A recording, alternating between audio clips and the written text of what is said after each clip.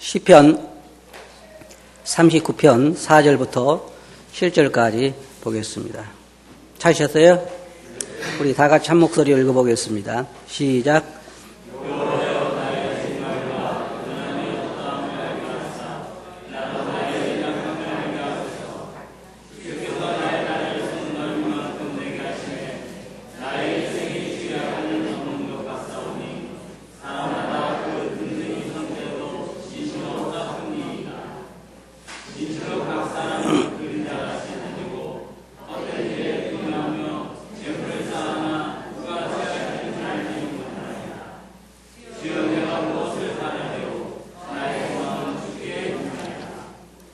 네, 감사합니다.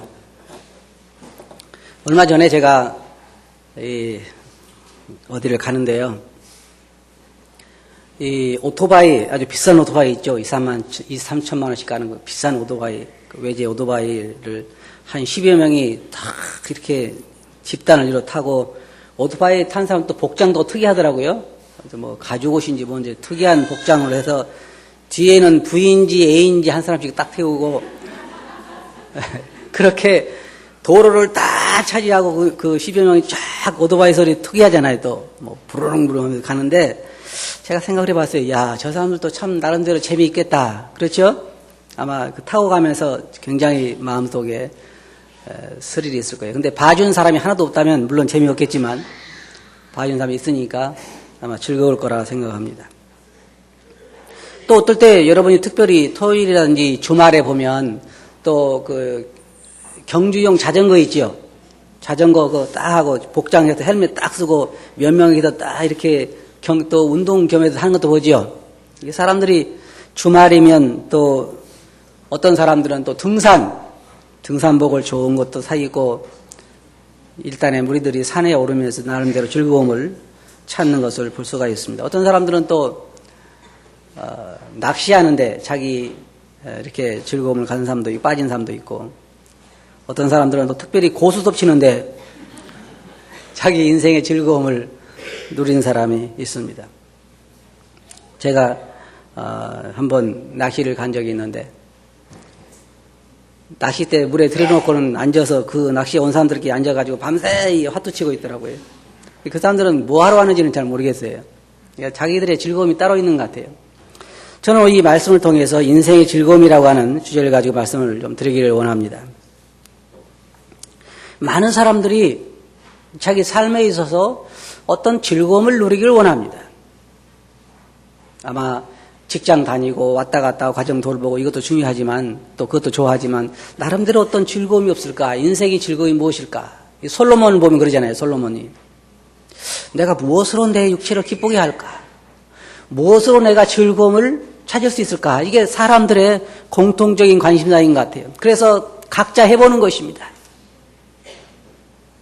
근데 취미가 다 틀리다고 하지만 제가 보기엔 거기서 거긴 같은데 어떤 취미는 또 좀 고상하다 그러잖아요.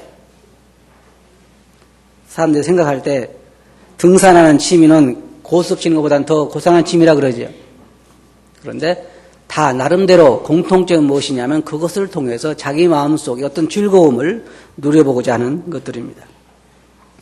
그런데 시편을 기록한 이 기자도 보면 여기에 그의 인생에 대해서 많은 그 깨달음에 대해서 여기에 말하고 있습니다. 사람이 제가 생각할 때는 2번 살아봤으면 좋겠어요. 그죠? 한 번은 그냥 지금처럼 이렇게 살아보고 그 다음에 2번째 산다면 조금 다르겠죠. 제가 생각할 때 여기 계신 분들도 아마 2번째로 세상에 살 수 있는 기회가, 예를 들어서요, 2번째로 살 수 있는 기회가 주어진다 그러면 그렇게 아등바등 학원 안 다니고 아마 적당히 살 것 같아요. 지금 살아보니까 학원에 잘 다닌 사람이나 안 다닌 사람이나 7, 80대니까 어때요? 별 차이 없고, 좋은 대학 나온 사람이나 농촌대학 나온 사람이나 7, 80대 보니까 어때요? 별 차이 없고. 그러니까 인생이 뭐다? 결국은 그게 그거구나. 참다운 재미는 여기에 지금 이 시편 기자가 종합적으로 말하는 것이 주여 내가 무엇을 바라리요? 나의 소망은 주께 있나이다. 결국은 사람들의 소망이 주님에게로 향하는 거기에서만 진정한 만족을 누릴 수 있는 이런 결과에 대해서 우리가 생각을 해보고자 합니다. 시편 78편 39절 보면 저희는 육체뿐이라 가고 다시 오지 못하는 바람임을 기억하셨습니다. 여기 시편 기자는 뭐라고 말하고 있냐면 인생은 바람과 같다. 불고 나면 다시 돌아올 수 없는 그러한 바람과 같다 하고 인생의 허무함에 대해서 말하고 있습니다. 많은 사람들이 인생을 살아본 사람들은 인생의 허무함에 대해서 말하고 있습니다.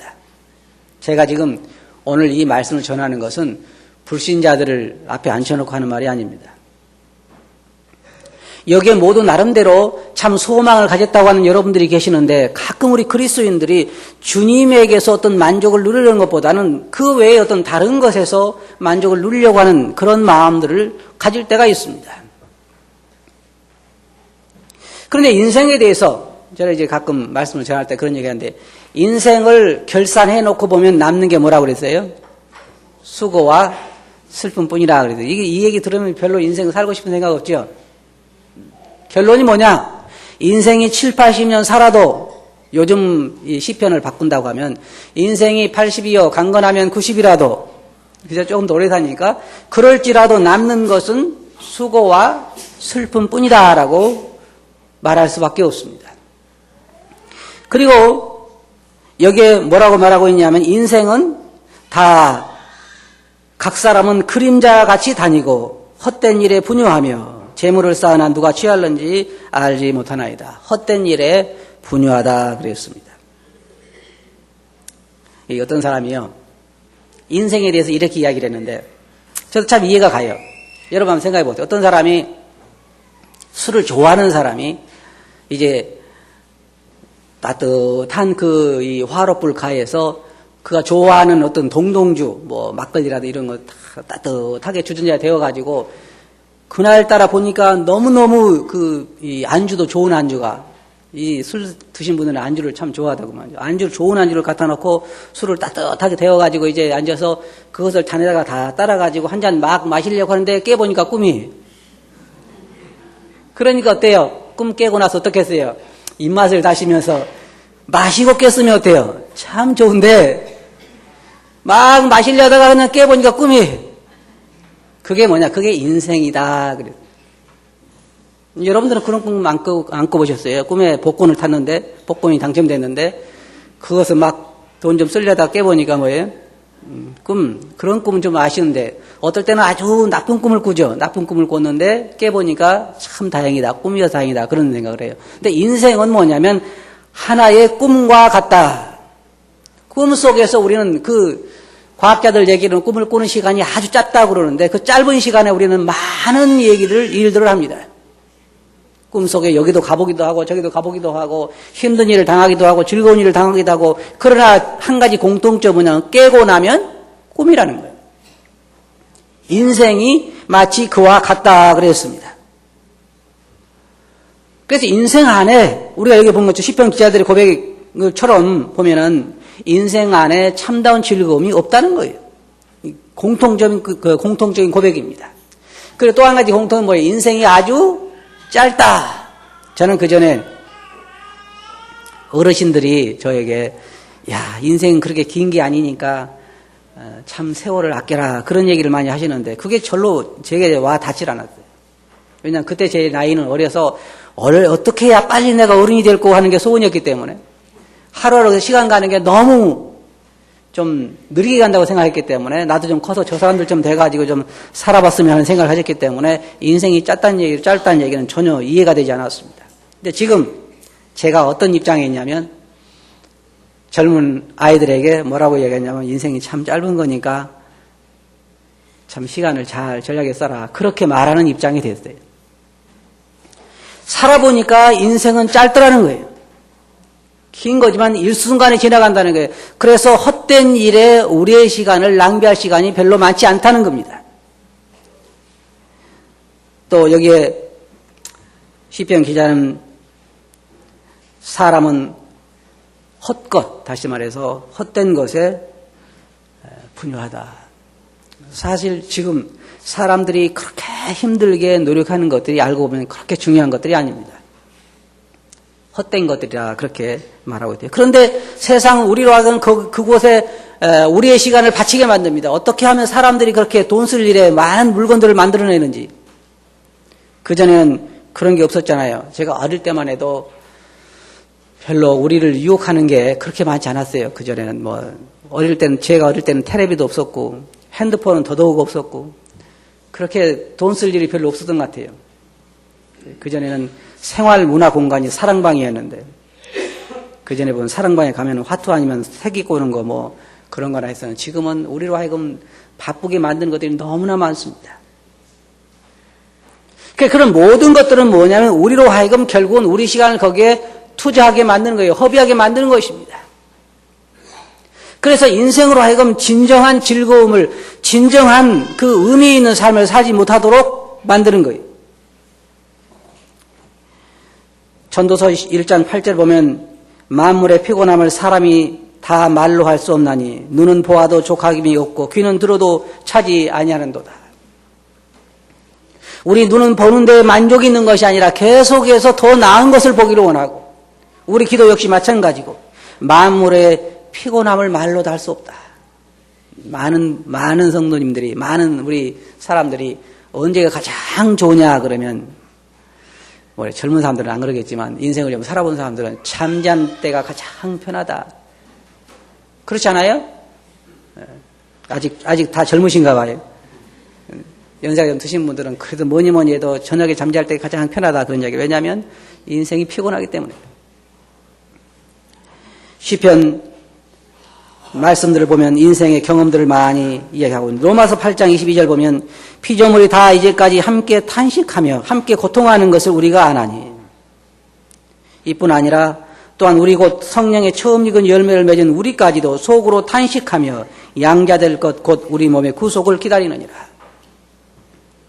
구원을 받은 사람도, 여기에 성경에 사도 바울은 말하기를 구원을 받은 우리도, 성령의 열매인 우리도 탄식하면서 우리 몸의 구속을 기다린다 그랬습니다. 인생 자체가 참다운 쉼이 없다는 것입니다. 그리고 여기에 있는 것처럼 결코 그렇게 중요하지 않은 일에 우리 많은 사람들은 자기의 인생을 걸고 있습니다. 근데 문제는 뭐냐면 세상에 믿지 않은 사람들은 안 믿으니까 그들은 인생의 즐거움을 외적인 것에 찾을 수밖에 없습니다. 인생의 즐거움이 뭐예요? 그래 그들은 조금 전에 말씀드린 것처럼 어떤 여가 활동을 즐기기 위해서 파도 타기를 한다든지, 아니면 오토바이를 사서 다닌다든지, 아니면 어떤 차를 사서 경주하는데 자기의 즐거움을 삼는데, 다 나름대로 뭔가 인생의 즐거움을 찾기를 위해 노력하고 있지만, 구원받은 우리 그리스도인들은 그리스도 안에서 주님에게서 그 만족을 얻기를 바라고 있습니다. 근데 이 사도 바울은 말하기를 구원받은 우리도 우리 육체 가운데 탄식하면서 몸의 구속을 기다린다 그랬습니다. 왜냐하면 그리스도인 탄식하는 이유는 딱 하나밖에 없어요. 그것은 뭐냐면 세상의 즐거움을 누리지 못해서 탄식하는 것이 아니라 우리가 원하는 만큼 주님을 섬기지 못해서 우리의 육체가 우리의 말을 듣지 않고 우리 마음이 내가 원하는 만큼 주님을 영화롭게 하지 못한, 선을 행하기 원하는데 행하지 못하는 그러한 안타까운 마음과 주님을 위해 살고자 하는데 주님께 더 보다 영광을 돌리고 싶은데 그렇지 못하는 우리 육체의 연약함 때문에 그렇게도 못하는 것에 인하여 우리가 고난을 당하는 것입니다. 탄식한다고 그랬어요. 그것이 그리스도인들의 정상적인 고통이라고 생각할 수가 있습니다. 근데 왜 사람들은 이와 같은 고통 가운데 살아야 할까요? 수많은 사람들이, 주님은 네가 만일 수고하고 힘들거든 내게로 오라 그렇게 말씀하신 것이 아니라, 수고하고 무거운 짐진 자들아 다 내게로 오라 그랬습니다. 왜냐하면 모든 사람들이 다 수고하고 무거운 짐을 지고 있기 때문에, 탄식 가운데 있기 때문입니다. 그런데 주님께서 말씀하시기를, 에레미야서 2장 17절 보면 내 하나님 여호와가 너를 길로 인도할 때에 내가 나를 떠나보는 이를 자취함이 아니냐. 원래 하나님께서 인생을 설계하실 때 인생으로 하여금 고난받게 만드는 것이 하나님 뜻이 아니라고 그랬습니다. 이것은 다 우리가 하나님을 떠남으로 우리 스스로 우리가 취한 결과라고 하는 것입니다. 2장 19절 보면, 에레미야 2장 19절 보면 내 악에 너를 징계하겠고 내 패역이 너를 책할 것이라. 그런즉 하나님이 여호와를 버림과 내가 하나님 여호와를 버렸기 때문에 결국 내가 그런 것을 택했다고 말하고 있고, 내 속에 나를 경외함이 없는 것이 악이요 고통인 줄 알라. 내 백성이 두 가지 악을 행하였나니 곧 생수의 근원된 나를 버린 것과 스스로 웅덩이를 판 것인데 그것은 물을 저축지 못할 터진 웅덩이라. 결국은 하나님을 버리고 우리 스스로 웅덩이를 파는 것이 사람들의 고통의 시작이라고 하는 것입니다. 그래서 항상 목마른 것입니다. 사람들은 어디에 가야 더 큰 만족을 누릴 수 있을까? 어디에 가야 더 큰 기쁨을 누릴 수 있을까? 이것이 사람들의 관심사입니다. 그러나 결코 어디를 가든지 우리는 참다운 만족을 누릴 수가 없습니다. 우리가 그런 얘기 하잖아요. 저 산 너머에 가면 행복이 있다기에. 그 산 너머에 가봤더니 사람들이 또 뭐라 그래요? 그 산 너머 또 다른 산인데 그 산 넘어야 된다. 그 산 넘어가면 또 산이 있어요. 결국은 그 삶에 이르지 못하고 세상을 떠나가게 되는 것입니다. 그래서 사람들이 자기의 삶의 만족을 얻기 위해 더 많은 물질을 원하고 더 많은 권력을 원하고 더 큰 어떤 세상적인 것들을 얻게 되면 만족할 거라고 생각해서 거기에 인생을 투자하는 것입니다. 그런데 요즘 교회를 보면요, 이게 믿지 않는 사람들이 문제가 아니라 믿는 사람들의 문제인 것 같아요.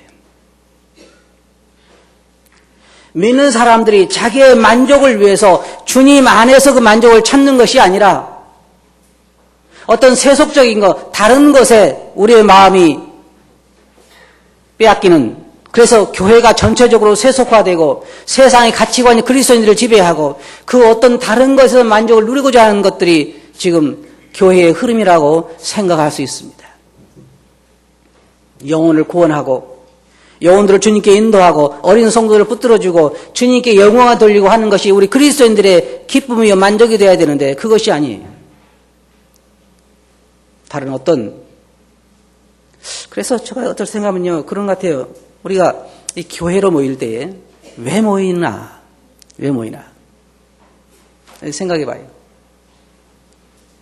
우리가 모여서 교제하고 이 언제부터인가 그리스도인들이 모여서 교제할 때 그 안에 영적인 교제가 사라져가는 것 같아요.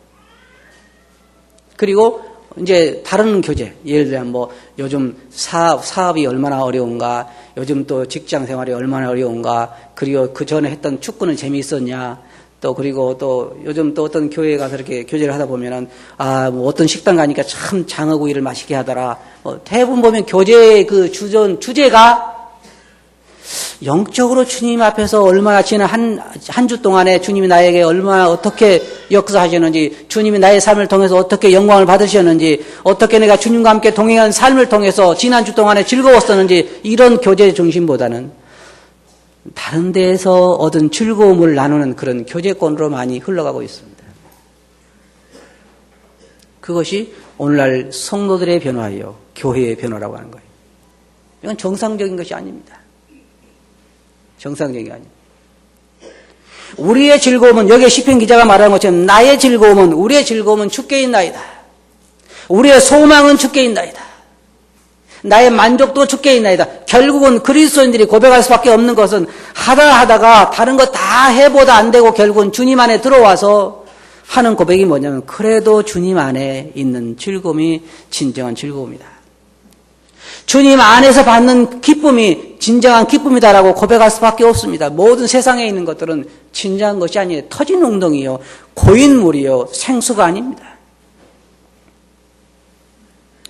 하나님께서도 인생에게, 사람들에게 진정한 즐거움을 주기 위해서 많이 노력하고 계셨습니다. 에레미야서 3장 33절 보면 주께서 인생으로 고생하며 근심하게 하심이 본심이 아니시로다. 사람들이 오늘날 이 고통당하고 사는 것이 하나님 본심이 아니라고 하는 것입니다. 에레미야서 29장 11절부터 보면 나 여호와가 말하노라 너희를 향한 나의 생각은 내가 아나니 재앙이 아니라 곧 평안이요 너희 장래에 소망을 주려는 것이라. 하나님 원래 본심이 그거라고 하는 것입니다. 마태복음 9장 36절 보면 예수님께서 무리를 보시고 민망히 여기시니 이는 저희가 목 잡는 양과 같이 고생하며 유리함이라.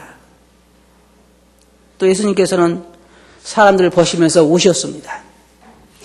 원래 예수님께서 하나님께서 사람들을 창조하실 때 그 생각하셨던 의도는 뭐냐면 사람으로 하여금 하나님과 동행하며 즐거워하고 기뻐하고 행복하게 살게 하는 것이 하나님의 의도였습니다.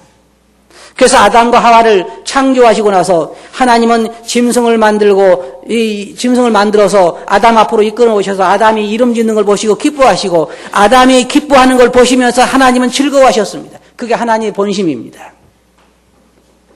사람들이 행복하게 사는 것, 즐거워하는 것, 기뻐하는 것, 그걸 하나님 원하시는데 그것을 떠나서 그 근본 생명의 근원되는 하나님을 떠나서 인간 스스로 웅덩이를 파고 결과적으로 인생의 고통당을 보면서 예수님께서는 그 사람들을 보시면서 우셨어요.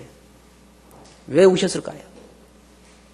사람들이 그 고통당하고 질병 가운데서 부르짖고 하는 것들을 보시면서 우셨던 것입니다. 그것이 하나님 본심이 아니에요. 그러나 여전히 사람들은 하나님께 돌아오기를 싫어하고 있습니다. 안 믿는 사람들은 물론 하나님께 돌아오지 아니하고 싫어하지만 문제는 여기서 제가 언급하고자 하는 건 뭐냐면 주님께 돌아온 사람들도 예수 그리스도를 믿고 구원받고 진정한 보화를 발견했다고 하는 사람들도 왜 그 보화를 중요하게 생각하지 않냐고 다른 데서 어떤 만족을 얻기를 원하냐 그 말이에요. 우리가 성경에 보면 비유가 2개 나오잖아요. 하나는 뭐예요? 한 사람이 밭을 갈다가 지극히 값진 보화를 발견하고 자기 가서 돌아가서 그 모든 소유를 팔아서 그 밭을 샀느니라 그래서 이것이 예수님을 만난 것이요 믿은 것입니다. 어느 날 여러분들 오늘 공부했죠. 부자 청년에 대해 공부했잖아요. 부자 청년이 예수님께 나와서 제가 어떻게 해야 구원을 받을 수 있습니까? 라고 물었을 때에 이것도 하고 율법을 지켜라 했을 때 그것도 다 했습니다. 주님께서 그 청년에게 그러면 내 재산을 다 팔아서 가난한 자들에 나눠주고 와서 나를 쫓으라 그랬습니다. 청년은 돈이 많은 거로 심히 근심하며 돌아갔다고 그랬어요. 저희 반에도 토론하면서 들어오니까 제가 알기로 한 사람도 예수님께서 만약 이거 다 팔고 나를 따르라 그랬을 때 한 사람은 따라갈 사람이 없는 것 같아요. 물론 아무것도 없는 사람은 따라가겠다고 그러대요.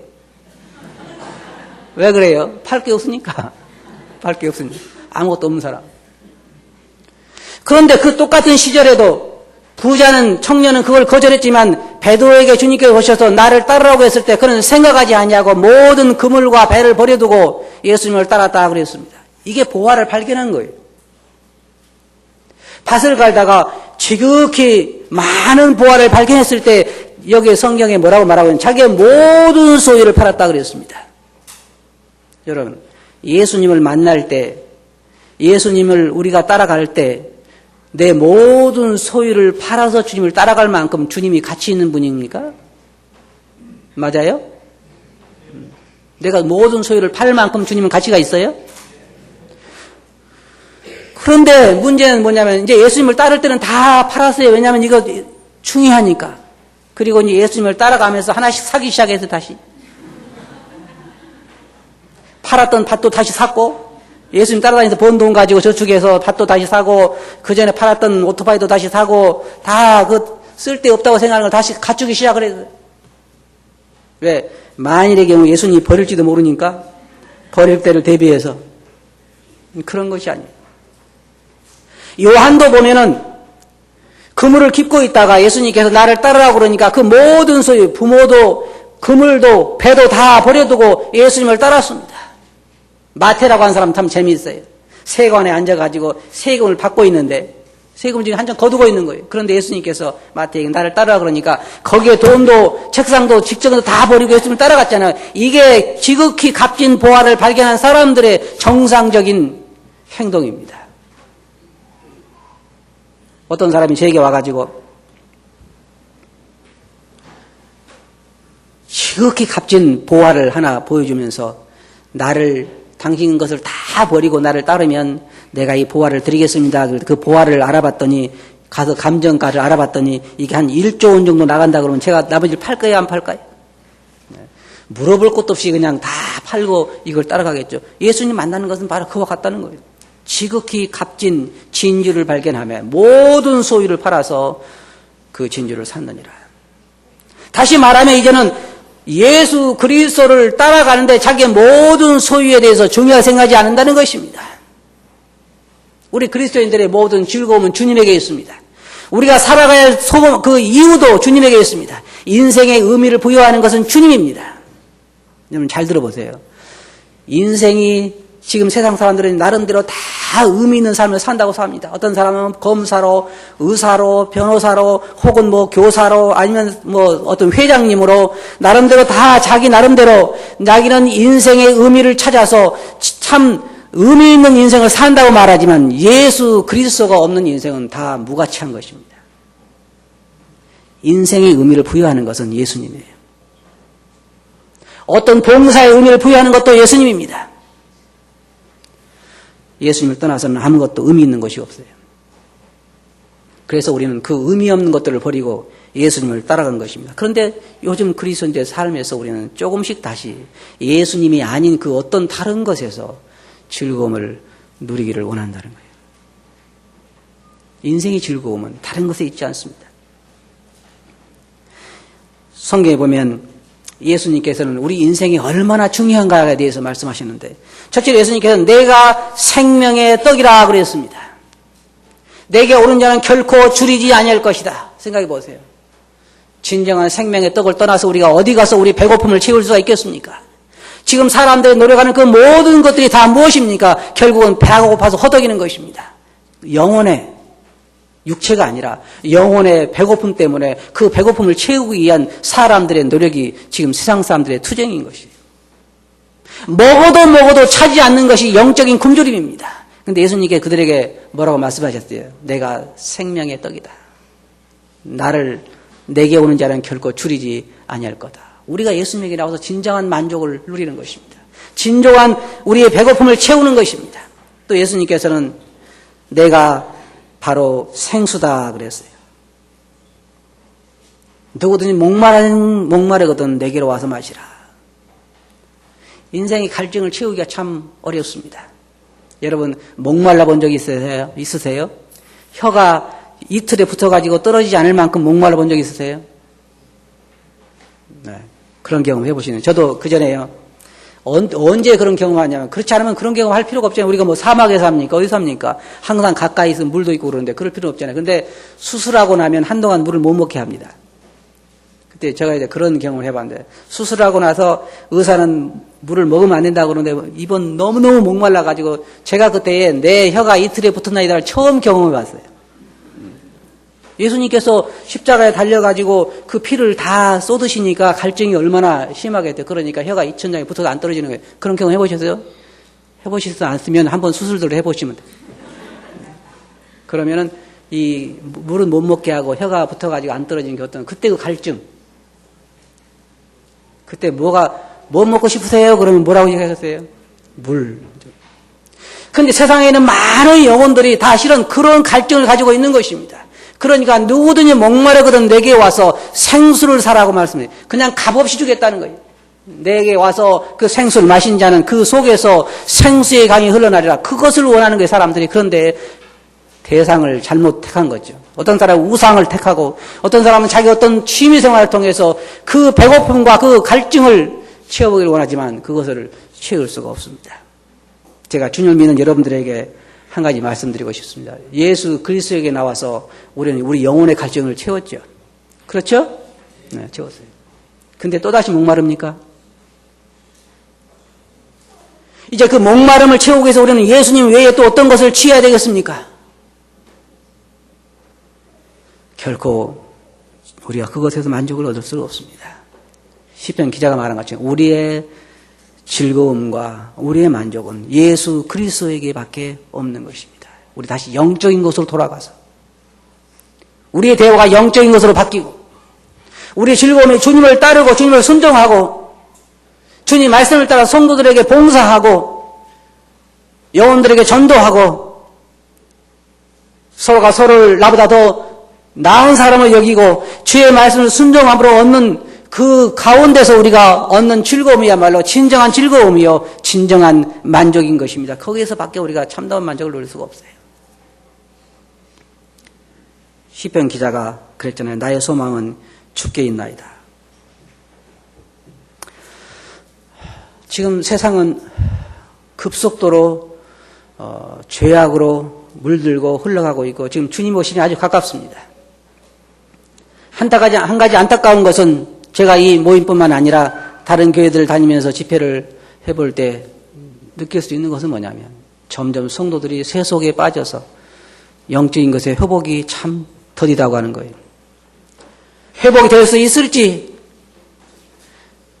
참 염려스러운 일들이 많이 있습니다. 요즘 갈수록 성도들이 모이는 횟수가 점점 줄어들고 있고 모일 때 모임에 나오는 성도의 숫자가 갈수록 교회마다 줄어들고 있습니다.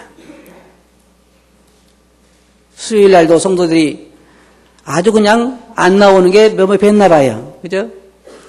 언제가 편해요? 안 나올 때가 편해요? 나올 때가 편해요? 안 나올 때가 편하지요? 갈수록 편한 걸 원하는 것 같아요. 그러나 여러분 잘 들어보세요. 이 지금은요, 다른 사람을 도와줄 그런 여력을 성도들이 잘 가지고 있지 못하는 것 같아요. 나 하나의 신앙도 지키기가 참 힘든 세상인 것 같아요. 그럴 때 여러분들 제가 살아남는 방법을 가르쳐 드릴게요. 뭔가 교회에 와서 은사에 따라서 하세요. 주일학기든지 중고등부. 그것이 저도 목회를 하면서 뭐 하냐면 어떨 때는 마음속에 참 즐거움을 할 때도 있고 어떨 때는 의무감에서 할 때도 있어요. 사도 바울도 그랬어요. 내가 복음을 그리스도의 사랑이 나를 강론하신다라고 즐거움을 할 때도 있었지만은 내가 하지 않으면 내게 화로다라고 하는 그럴 때도 있었고 어떨 때는 하늘나라의 상이 생각나서 할 때도 있었고 어떨 때는 내가 부득불 할 일이기 때문에 아이고 이럴 때 중고등부 안 하면 내가 얼마나 좋을까 그랬지만 그래도 내가 부득불 해야 되기 때문에 하기도 해요. 그것이 그 사람의 신앙을 붙들어줄 수 있다는 거예요. 여러분 잘 들어보세요. 그리고 여러분 주님에게 떠내려가지 않으려면 모든 집회는 내가 의무적으로 참석하겠다고 하는 즐거움이 있든지 없든지 간에 내가 집회는 빠지지 않겠다는 그런 각오들을 하셔야 돼요. 그래야 여러분이 신앙적으로 살아남을 수가 있어요. 그래야 잠들지 않을 수가 있어요.